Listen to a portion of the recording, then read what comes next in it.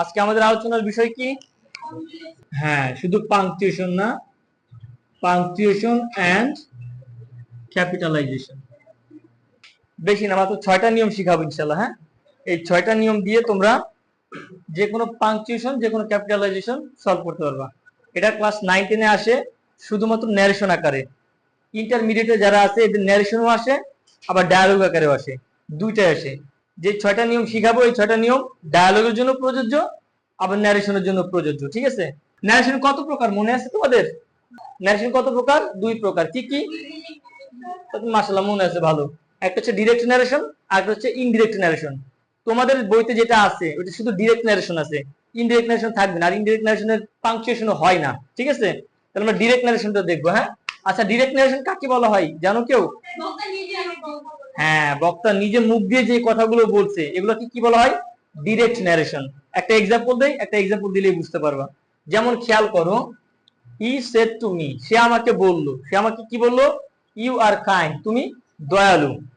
তো এখানে খেয়াল করো তো, কথা কার সাথে কার ছিল? He and me.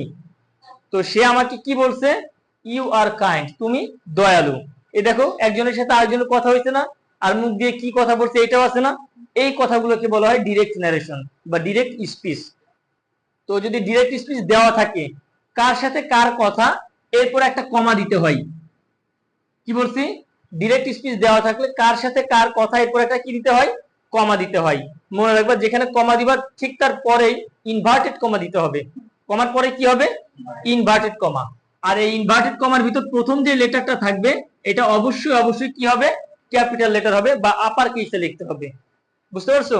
কার সাথে কার কথা, এরপর একটা কমা, আর কমার পরে কি ইউজ করতে হবে? Inverted comma.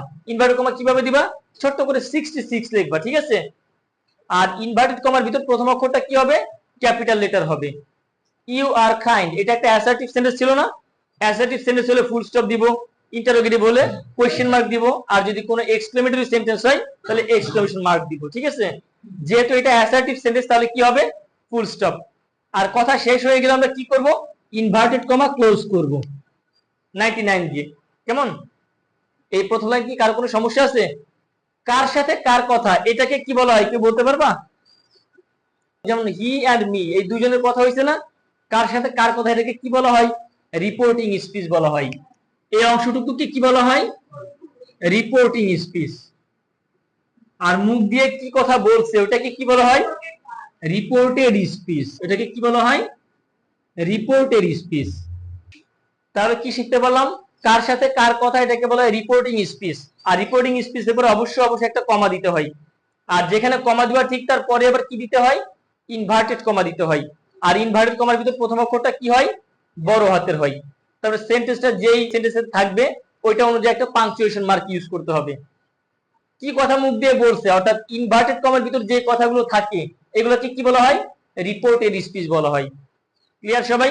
আচ্ছা, তো নিয়ম অনুযায়ী আগে রিপোর্টিং স্পিচ হয়, পরে রিপোর্টেড স্পিচ হয়। কিন্তু ঘটনা যদি উল্টা হয়, অর্থাৎ রিপোর্টেড স্পিচটা যদি শুরুতে চলে আসে আর রিপোর্টিং স্পিচ যদি পরে চলে যায়, তাহলে সেই ক্ষেত্রে তোমাদের নিয়মটাও পাল্টাই যাবে। কিভাবে পাল্টাবে চলো দেখাই দিই। যেমন আগে আমরা রিপোর্টেড স্পিচটা লিখবো। এবার যেহেতু রিপোর্টিং স্পিচটা পরে চলে আসছে, এই জন্য এখন আর বড় হাতে লেখা যাবে না, এটা কি হয়ে যাবে? ছোট হাতের হবে। He said to me. এইটুকু বুঝছো? এবার দেখো, পাংচুয়েশন মার্ক কিন্তু দেওয়া হয় নাই। পাংচুয়েশন মার্কটা কিভাবে দেবো? দেখো, যখন কার সাথে কার কথা হইছে ওইটা যদি লাস্টে থাকে, তাহলে এখানে ফুল স্টপের পরিবর্তে কি হবে? কমা দিতে হবে। হ্যাঁ, ফুল স্টপের পরিবর্তে এখানে কি দিতে হবে? কমা দিতে হবে। যেমন ইউ আর কাইন্ড, এরপর এখন কি দিতে হবে? কমা। যদিও এই সেন্টেন্সটা কি ছিল?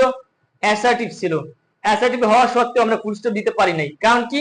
এই কথাগুলো কে বলছে বা কার সাথে কথাগুলো হইছে ওইটা লাস্টে দেওয়া আছে।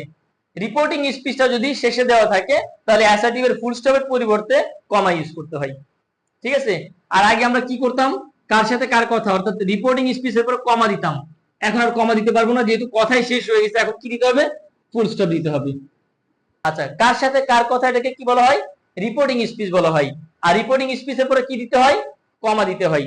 যেখানে কমা দিবা তারপরে ইনভার্টেড কমা দিতে হয়। এই যে কমার পরে কি দিছি? ইনভার্টেড কমা দিছি। ইনভার্টেড কমার ভিতর প্রথম অক্ষরটা অলওয়েজ কি হবে? ক্যাপিটাল লেটার হবে, সেটা যে অক্ষরই হোক। ইনভার্টেড কমার ভিতর প্রথম অক্ষরটা যাই হোক না কেন ওটা কি লিখতে হবে? আপার কেসে লিখতে হবে বা ক্যাপিটাল লেটারে লিখতে হবে। ইউ আর কাইন্ড, এটা অ্যাসার্টিভ সেন্টেন্স ছিল। আর যেহেতু কথা শেষ এর জন্য আমরা কি ইউজ করছি, ফুল স্টপ। মনে রাখবা একবার যদি ইনভার্টেড কমা শুরু হয় ওটা শেষ করতে হয়। এই যে 66 দিয়ে শুরু করছিলাম না, শেষ করবো কি দিয়ে, 99। ঠিক আছে, যদি ঘটনা উল্টা হয় অর্থাৎ রিপোর্টেড স্পিচটা আগে চলে আসে আর রিপোর্টিং স্পিচটা যদি পরে চলে যায়, তাহলে সেই ক্ষেত্রে কি করতে হবে, অ্যাসার্টিভ হলে কমা ইউজ করতে হবে। আর যার সাথে যার কথা ওটা প্রপার নাউন ছাড়া অন্য কোনো কিছুতে থাকলে সেটা কি হবে, ছোট হাতের অক্ষর হবে। যেমন হি আগে ছিল বড়, কিন্তু এবার কি হয়ে গেছে, ছোট হাতের অক্ষর হয়ে গেছে। কারণ কি, এটা লাস্টে আছে, রিপোর্টেড স্পিচের পরে আছে, এই কারণে। হ্যাঁ, আর এইখানে দেখো অ্যাসার্টিভ সেন্টেন্স ছিল দেখে এটা এটা ফুল স্টপের পরিবর্তে কমা হয়ে গেছে। কিন্তু অন্য সেন্টেন্স যদি থাকতো, সাপোজ যদি এটা ইন্টারোগেটিভ হইতো, তাহলে সেক্ষেত্রে কিন্তু কোশ্চেন মার্ক কি হইতো, সেক্ষেত্রে আবার কিন্তু কমা হবে না। আর যদি এক্সক্লেমেটরি সেন্টেন্স থাকতো তাহলে এক্সক্লেমেশন মার্ক হইতো। যত পাংচুয়েশন মার্ক আছে সব কি করতে হয়, এই ইনভার্টেড কমার ভিতরে দিতে হয়। এটার বরাবরও লিখতে পারবা না, আর ডান সাইডে দেওয়া তো হারাম। যত পাংচুয়েশন মার্ক আছে সব ইনভার্টেড কমার ভিতরে দিতে হয়। এইটুকু ক্লিয়ার সবাই? আচ্ছা, এইটুকু তুলো একটু সবাই। আচ্ছা, এটা গেল 1 নাম্বার রুল। হ্যাঁ, রুল নাম্বার 2 দেখো, রুল নাম্বার 2 কি বলছি, ইয়েস, নো, স্যার অথবা কারো নাম যদি থাকে, এর আগে কোনো কথা থাকলে এগুলোর আগে একটা কমা হবে। আর এই ওয়ার্ডগুলোর পরে যদি কোনো কথা থাকে তাহলে এই ওয়ার্ডগুলোর পরে একটা কমা হবে। ইয়েস, নো, স্যার কারো নাম। এই যে দেখো তো, may I come in sir, আমি কি ভিতরে আসতে পারি স্যার? দেখো তো, এই যে ইয়েস, নো, স্যার, স্যারের মধ্যে দেখে কি আছে, এই যে স্যার আছে। এই স্যার ওয়ার্ড, এই ওয়ার্ডের আগে আরো অনেকগুলো কথা ছিল না, তার আগে একটা কমা ইউজ করতে হবে। এটাই বলছি, এই ওয়ার্ডগুলোর আগে কোনো কথা থাকে তাহলে এর আগে একটা কমা ইউজ করতে হবে। আর এই ওয়ার্ডগুলোর পরে যদি কোনো কথা থাকে তাহলে এই ওয়ার্ডগুলোর পরে কি করতে হবে, একটা কমা ইউজ করতে হবে। এই দেখো তো, ইয়েস ছিল না, আর ইয়েস এর পরে আরো কথা ছিল না, ইয়েস কাম ইন, ইয়েস এর পরে আরো কথা ছিল, তাহলে ইয়েস এর পরে একটা কি করতে হবে, কমা ইউজ করতে হবে। বলবে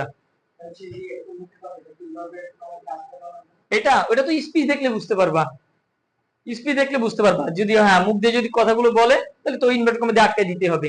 ইনভার্ট কমার ভিতরে আর কি এগুলো হবে, এই কথাগুলো হবে।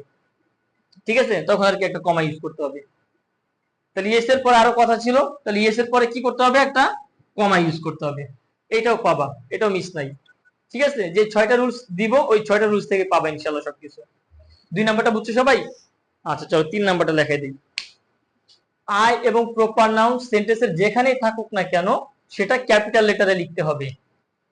আই বলতে কিন্তু আমাকে বুঝাতে হবে। হ্যাঁ, আমি বুঝাতে হবে। আই দ্বারা যদি আমি বুঝাই তাহলে সেই ক্ষেত্রে আইটা কি হবে, বড় হাতের হবে।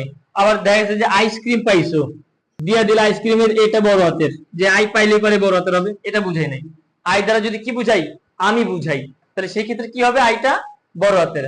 আর সহজ করে যদি বলি, আই একা একা থাকলে ওইটা কি লিখতে হবে, বড় হাতের লিখতে হবে। তাহলে আই যদি আমাকে বুঝাই অর্থাৎ আমি বুঝাই তাহলে সেক্ষেত্রে আইটা কি হবে, বড় হাতের হবে।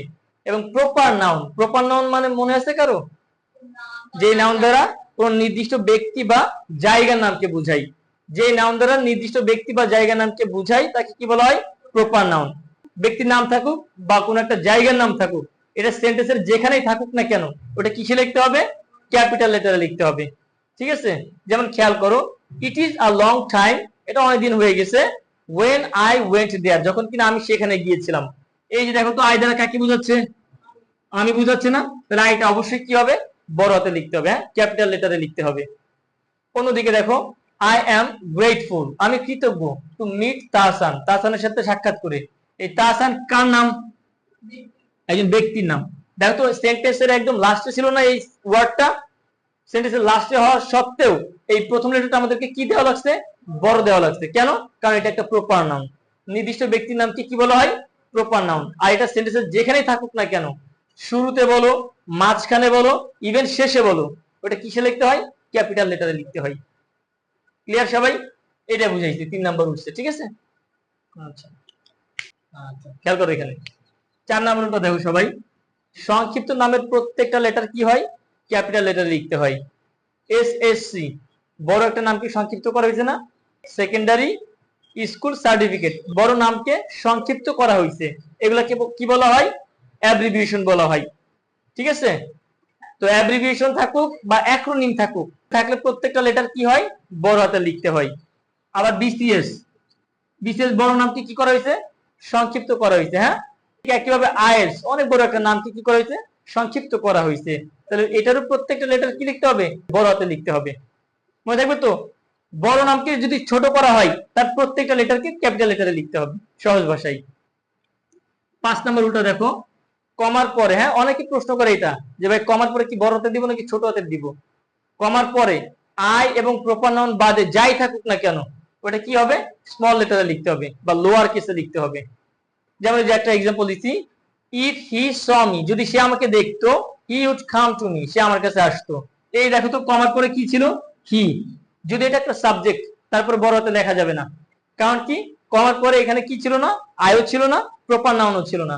কমার পরে আই এবং প্রপার নাউন বাদে যাই থাকুক ওটা কি হবে, স্মল লেটারে লিখতে হবে বা লোয়ার কেসে লিখতে হবে। 6 নম্বর উল্টো দেখো কি বলছি, যেখানে অ্যাব্রিভিয়েশন করা হয় সেখানে অ্যাপোস্ট্রফি ইউজ করতে হয়। কমা যখন উপরে চলে যায় ওটাকে কি বলা হয়, অ্যাপোস্ট্রফি। যেমন ডু নট, এটাকে সংক্ষিপ্ত আকারে কি লেখা যায়, ডোন্ট লেখা যায়। এই দেখো তো বাদ দিছো কোনটাকে, ডু, এই যে do, N T, N T, বাদ দিছো কাকে, ওকে না। মনে রাখবা যেখানে যে লেটারটাকে বাদ দেওয়া হয় ওইখানে অ্যাপোস্ট্রফি ইউজ করতে হয়। ওকে বাদ দেওয়া হয়েছে না, তাহলে এইখানে একটা অ্যাপোস্ট্রফি ইউজ করতে হবে। কোথায় ইউজ করবা, এর ঠিক পরেই অ্যাপোস্ট্রফি ইউজ করছি। একইভাবে দেখো আই এম, আই, এই যে আই, এম এর এম বাদ দিছি কারে, এ কে, তাহলে এই জায়গাটাতে কি করতে হবে, একটা অ্যাপোস্ট্রফি ইউজ করতে হবে। এই দেখো অ্যাপোস্ট্রফি ইউজ করছি। অ্যাপোস্ট্রফির সাইজ আবার এমন দিও না অক্ষর থেকে অ্যাপোস্ট্রফি বড় হয়ে গেছে, এরকম করো না আবার, ঠিক আছে। ক্লিয়ার সবাই? চলো একটা বোর্ড প্র্যাকটিস করাই, তাহলে ইজিলি বুঝতে পারবে ইনশাআল্লাহ। এবার যার যার টেস্ট পেপারটা নাও।